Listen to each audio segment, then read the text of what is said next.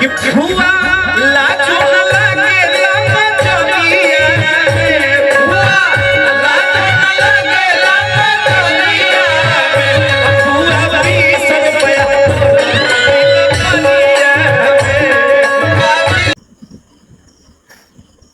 तो स्वागत लोग सही प्रोग्राम चैनल में वीडियो में अमित उपाध्याय करीना पांडे जी गाड़ी जाती है। वीडियो को ढेर सारा प्यार दीजिए और चैनल को सब्सक्राइब करिए।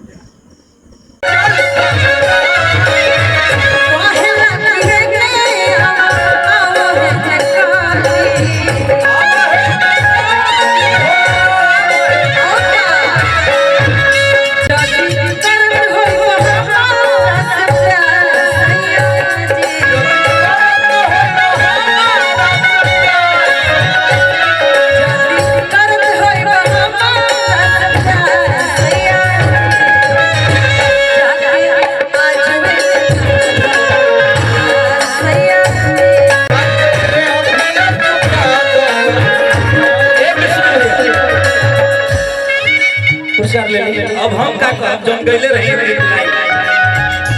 कि जब पता चलल त भइल जमजमार धनिया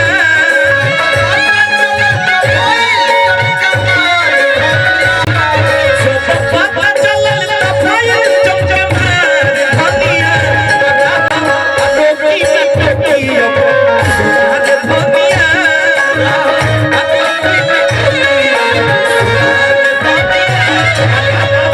रोटी में टोकियो सुहाग धनिया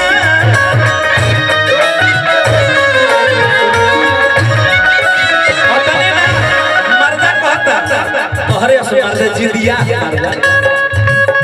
कि तहरा नाम कहत तती पूरा बाजार धनिया तोहरा नाम कहत तती पूरा बाजार तहरा नाम कहत तती पूरा बाजार धनिया तहरा नाम कहत तती पूरा बाजार धनिया तब बहरू सुनवो से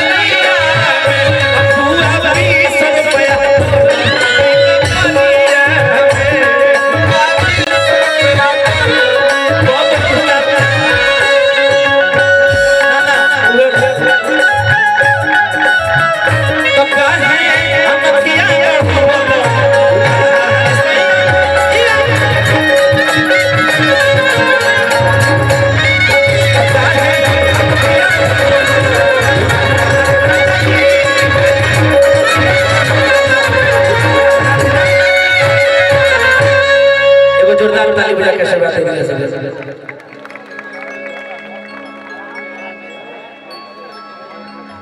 लेके आए हुए हैं जो कि ये गिफ्ट प्राइम मिनिस्टर और भैया सबसे बड़ी बात है कि भैया शादी अटेंड करने के लिए मॉक्सो से आए हैं। ये बहुत बड़ी बात है।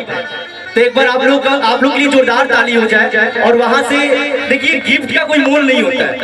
सबसे बड़ी चीज होती है कि इस प्यार दुलार को देने के लिए टाइम निकालना, जो कि इतने बिजी रहते हैं उसमें से अपने इतने स्केड्यूल इनका टाइट है उसमें अपना एक समय निकाल के और आज इस सुनहरे गिफ्ट को लेके आए हैं। इनके लिए मैं दिल से इनका आभार व्यक्त करता हूं। और आप लोगों के जोरदार ताली के बीच भोजपुरी के दिग्गज कलाकार अमित उपाध्याय जी को मैं आमंत्रित करना चाहूंगा। एक बार जोरदार ताली हो जाए। ताली की गड़गड़ाहट रुकनी नहीं चाहिए। अमित जी और हम अपने बड़े भाई आदरणीय सुशील भैया, जगदीश जा, जो कि हमारे घर के अभी सबसे बुजुर्ग सबसे बड़े, इनके हाथों से अम्र बस देके इनको सम्मानित किया। एक बार जोरदार ताली हो जाए भैया आप लोगों के। कहने से ताली नहीं किया इन्हें ज्यादा पॉवर्ट के। जिस त्योहार में या जिस हम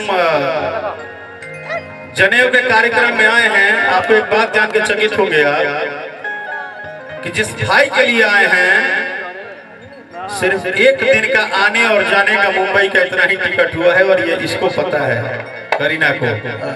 आपका भाई आपके भाई के लिए सुबह की फ्लाइट से आया है, आपके बीच में गाएगा और सुबह की फ्लाइट से मुंबई जाएगा। लेकिन इसके बीच में मेरा भाई भी बोल सकता है कि हमने ना उसको ये बात बताया था, ना हमने खुद को ये बात समझाया था, क्योंकि सरप्राइज था। मुझे अपने पांडे परिवार से मिलना था कि ये वो परिवार है जो वर्ल्ड में नाम किया है। जरा हम भी तो देखें कि पूरे परिवार में गुण ऐसा क्या है कि ये लोग इतना नाम कमाए। और हम जीरो तब हो जाते हैं जब गोपाल भैया हमको दिख जाते हैं, क्योंकि हमको लगता है कि हम अपने श्रेष्ठ के सामने, अपने भगवान के सामने क्या ही कहेंगे, हमारी क्या औकात है। हम खूब गाली खूब अलाप लग रहे तो हम क्या करो, गोपाल राय के सामने हम क्या करो। गोपाल राय, भरत शर्मा, विष्णु झा क्या बात करते हैं हमारा, ये लोग भगवान है हमारे। थैंक यू भैया।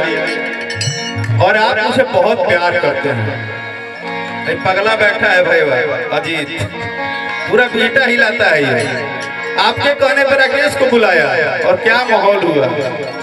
सनी जो आज का सुपरस्टार है, मेरा भाई जो भी चैनल पे मेरे सामने मैं जजमेंट में था तो भाई था वहाँ, बहुत अच्छा गाता। हाँ छोटू बहुत अच्छा गाता है। तो सबका प्यार है। और यहाँ जिनका भी मैं नाम अगर नहीं ले सकता हूँ तो आप सभी बड़े को मेरा प्रणाम, छोटों को आशीर्वाद। और आप सबसे अगर कोई भी मेरी त्रुटि हुई होगी तो मुझे क्षमा कर दीजिएगा। पीछे हमारे सुपरस्टार बैठे हैं, नए सुपरस्टार अंजनी रामंगिया के बाद 2 स्टार और आ गए हैं मार्केट में।